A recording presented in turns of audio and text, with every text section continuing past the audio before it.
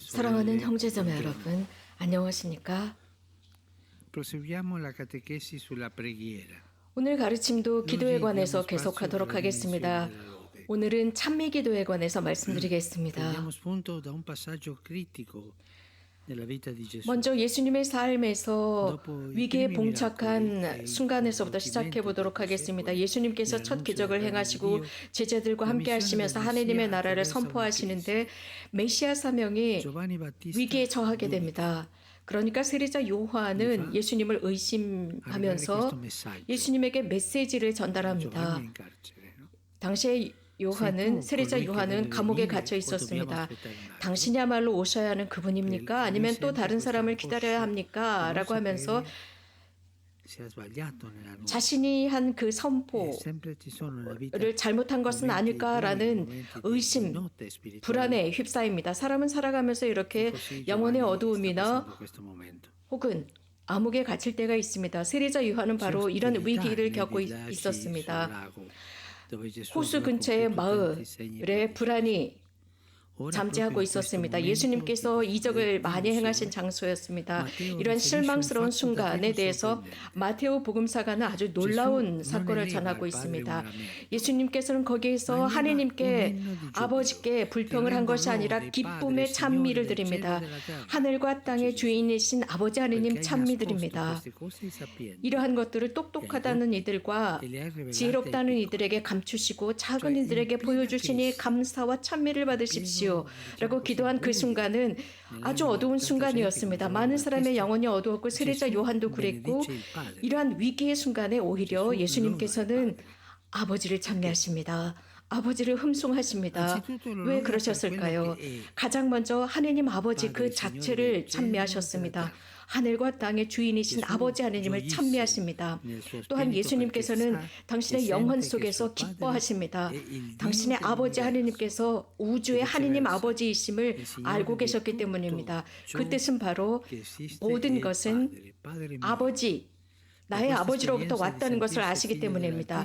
그러므로써 절대자 하느님의 외아들이라는 것을 아셨기 때문에 절로 기쁨의 찬미가 나왔습니다. 하느님 아버지 아들임을 그분은 알고 계셨습니다.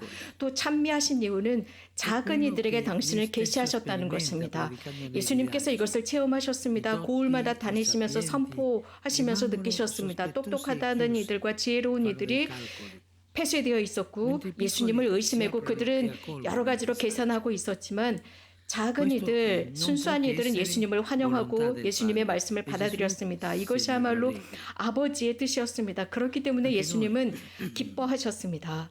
우리도 마찬가지입니다. 우리도 하나님을 찬미하고 기뻐해야 합니다. 이유는 겸손한 사람들, 순진한 사람들이 복음을 받아들이기 때문입니다.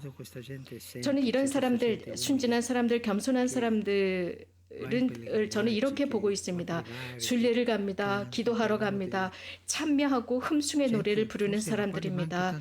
어쩌면 많은 것들이 부족한 사람들일 수 있지만 그들의 겸손이 하느님을 찬미하도록 만듭니다.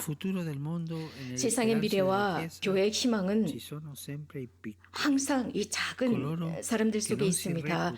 그들, 내가 다른 이들보다 더 나아라고 의스대지 않는 사람들, 자신의 한계를 인정하는 사람들, 자신의 죄를 인식하고 있는 사람들, 그래서 다른 사람들을 지배하려고 하지 않는 사람들, 하느님 아버지 속에서 모든 일을 형제로 알아보는 사람들입니다. 그래서 겉으로 보기에는 모든 것이 암흑이고 실패한 것 같습니다. 그 순간에 예수님은 아버지를 찬미하는 기도를 하십니다. 당신의 기도는 우리들에게 가르치는 게 있습니다. 즉 복음사가들로 하여금 이러한 우리들의 실패를, 개인적인 실패를 다른 차원으로 보도록 초대하고 있습니다.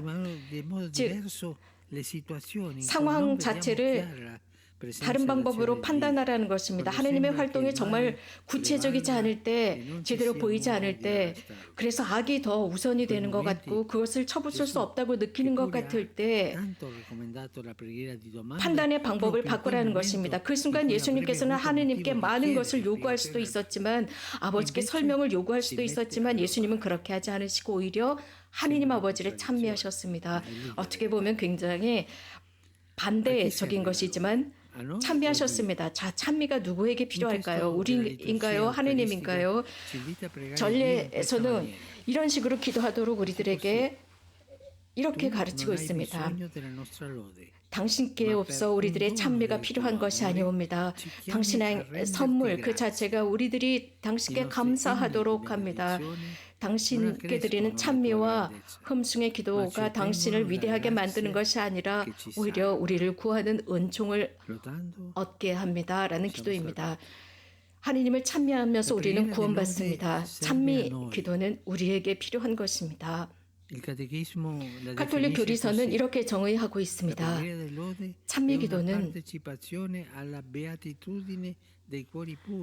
깨끗한 마음이 깨끗한 사람들의 행복에 참여하는 것이고 하느님께서 그들을 먼저 부르고 그들이 하느님의 영광을 볼 것이라고 했습니다. 패러독스하게도 우리들에게 행복을 가득 채우는 것 같은 순간보다는 어려운 순간, 암흑의 순간, 어둠의 순간이 더 많습니다. 그래서 우리들의 여정은 올라가야 하는 길들이 있습니다. 그 순간이 바로 찬미의 기도입니다. 예수님도 암흑의 순간, 어둠의 순간에 하느님을 찬미하는 아버지를 찬미하는 기도를 했습니다. 그래서 우리는 배워야 합니다. 그 어려운 길, 그 올라가야 하는 길, 너무나 고된 그 험난한 길, 그래서 많은 힘이 필요하고 노력이 필요한 그 길을 올라갔을 때 넓은 파노라마를 봅니다. 넓디 넓은 광활한 지평을 보게 됩니다. 찬미하다라는 뜻은 깨끗한 공기를 마시는 것이고 영혼을 정화하는 것입니다. 그래서 멀리 내다보게 만듭니다. 지금 이 어려운 순간만을 바라보면서 그 속에 갇혀있지 않도록 만듭니다. 큰 가르침이 존재하고 있습니다. 즉 찬미 기도의 말입니다. 8세기 동안이나 그 기도는 계속 우리들의 심장을 뛰게 하고 있습니다. 아시시의 프란치스코 성인께서 당신의 삶의 마무리를 하면서 이 창조주 하느님을 찬미한 태양의 찬가입니다. 이 가난한 아시시 프란치스코 성인은 기쁜 순간에 이 찬미가를 만든 것이 아닙니다. 오히려 너무나 어려운 순간이었습니다. 아주 큰 역경에 빠져 있을 때였습니다.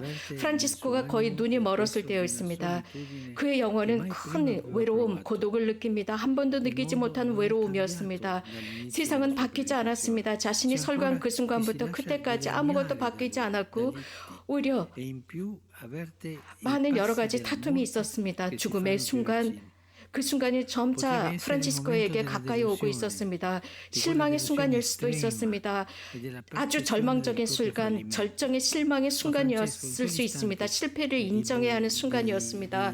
그러나 아시시의 프란치스코는 그 슬픔과 그 어둠의 순간, 그 어둠의 순간에 기도했습니다. 라우다토 시. 오 나의 주님 찬미드리나이다 라고 기도했습니다. 모든 것 하느님 창조주께서 주신 모든 선물에 관해서 감사드렸고 찬미했습니다.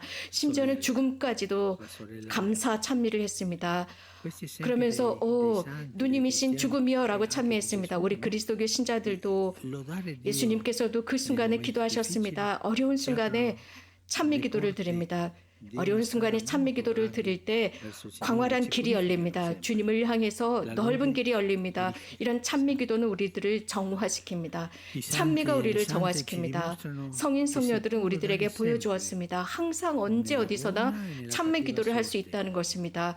불행한 운명이나 행복한 운명이나 어느 순간에서나 찬미할 수 있습니다. 하느님은 충실하신 친구입니다. 충실하신 하느님 친구이기 때문에 우리는 찬미하게 됩니다.